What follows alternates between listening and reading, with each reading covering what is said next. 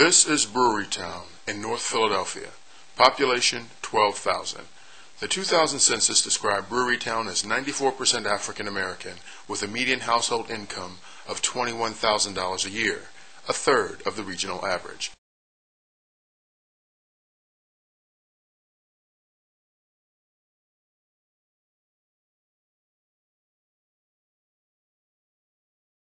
Through the city's policy of supporting gentrification, Brewerytown has been changing, with more affluent individuals and families moving in, and more long-time residents being forced out.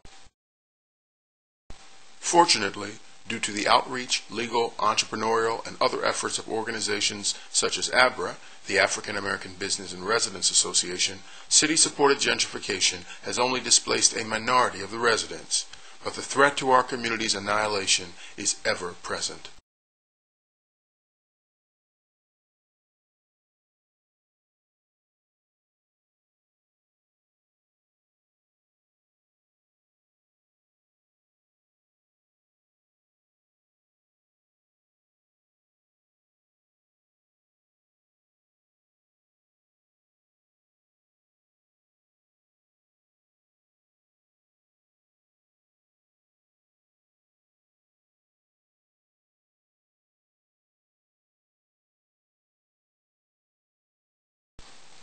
Working diligently to quicken the pace of gentrification and displacement in Brewerytown is Westrum Development. Once exclusively a suburban real estate developer, Westrum now dines with the core of Philadelphia's political establishment and center city law firms. Westrum uses these ties to circumvent and rewrite zoning laws so that the longtime residents of Brewerytown and other communities lose their ability to oppose harmful real estate projects. Pro-gentrification Mayor John Street even appointed John Westrum, the principal owner of Westrum Development, to the Zoning Reform Commission. In a classic case of corrupt city politics, Westrum has refused to negotiate with ABRA and others in the community, preferring to purchase the illusion of support from unethical nonprofits. They've won approval from the Planning Commission and Zoning Board to build a middle-income gated community in Brewerytown that does not contain a single affordable housing unit. This in one of the city's poorest neighborhoods. 3 years ago, they worked with the Redevelopment Authority to evict 100 black cowboys from Brewerytown, ending decades of a unique and treasured community partnership. That partnership resulted in the demolition of several historic buildings in 2004 and 2005. Even though Westrum knew that any development on those lots would be at least 3 years in the making.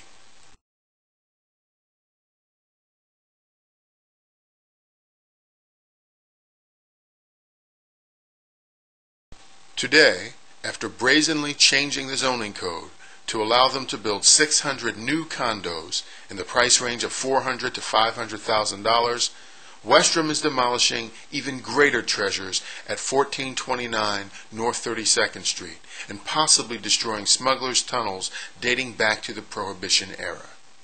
To understand how tragic these actions of profit over history are, we first need to explore how important Brewerytown has been to the city's development.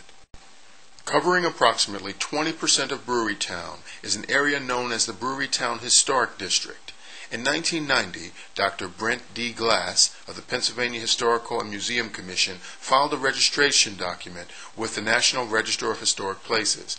This document ultimately became the basis for the approval of the Brewerytown Historic District to be listed with the National Register.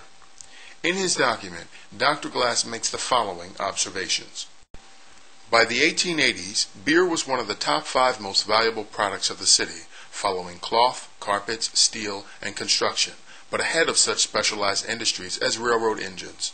And the Bergner and Engel Brewery was the 3rd largest in the nation, behind only George Ehret of New York and Best of Milwaukee. Brewerytown is the most complete group of buildings from the important Philadelphia German lager beer industry by the major architects of the brewing industry. Because it is associated with events that made a significant contribution to our history and embodies the distinctive characteristics of German brewery styles, the Brewerytown Historic District meets the criteria of the National Register. Despite the impact of Prohibition, The Germanic brick architecture of one of Philadelphia's great industries remains much in evidence in dozens of buildings that range from the brewers' mansions to workers' houses, and from the breweries and storage buildings to the stables and wash sheds. No other region of the city contains such a wealth of brewing-related structures. Fortunately, despite many losses, the major buildings that survive are the work of the premier architects of this specialized industry. Two were particularly notable: Otto Wolff and William Decker.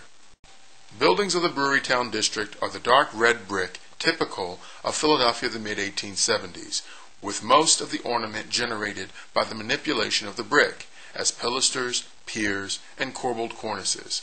Brightly colored stone accents further enliven the surfaces, characterized by round arched windows and doors set between framing piers or pilasters, and horizontally subdivided by corbelled belt courses and cornices. The style enjoyed a wide popularity among the German ethnic population in North Philadelphia during the same period. This architecture appeared on all of the buildings associated with the brewing industry, from brew houses to the delivery wagon stables, and even carried over to some of the houses of the brewmasters on Girard Avenue. Dr. Glass's work allows us to understand that the destruction of 1429 North 32nd Street is a loss to the city and nation. In his inventory of the historic buildings of Brewerytown, Dr. Glass describes this building as follows: 3-story brick, gabled fronted, refrigeration and shipping shed for Bergner and Engel Brewery, immense gabled volume, circa 1880, connected to large, similar buildings in center of block, part of former brewery complex. This is the site in late November 2007, as the demolition of 1429 North 32nd Street was being completed. What right did Westrum have to destroy a national treasure? Why did the Philadelphia Planning Commission, City Council, Mayor, purchasers of Westrum's condos, and others support this? What buildings in Brewerytown and other historic districts are next? Why should Westrum's profit be more important than our history? What shall we make of the tunnels unearthed by the demolition of an adjacent building on 31st Street? During earlier demolition by Westrum, tunnels used by those attempting to circumvent the ban on alcohol sales during the Prohibition era were found 3 years ago only 1 block away. According to Dr. Glass, Philadelphia's brewing industry was largely destroyed by Prohibition.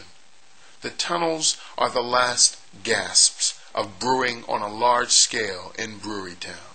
Surely that's worth preserving.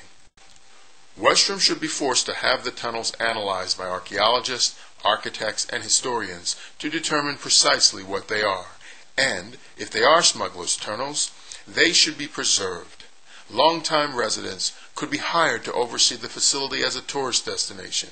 That would be the first benefit Westrum has brought to the indigenous population.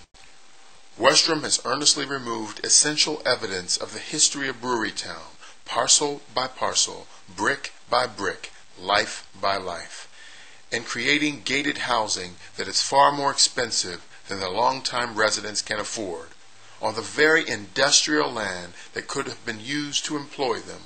Westrum has diminished the future for this community as well.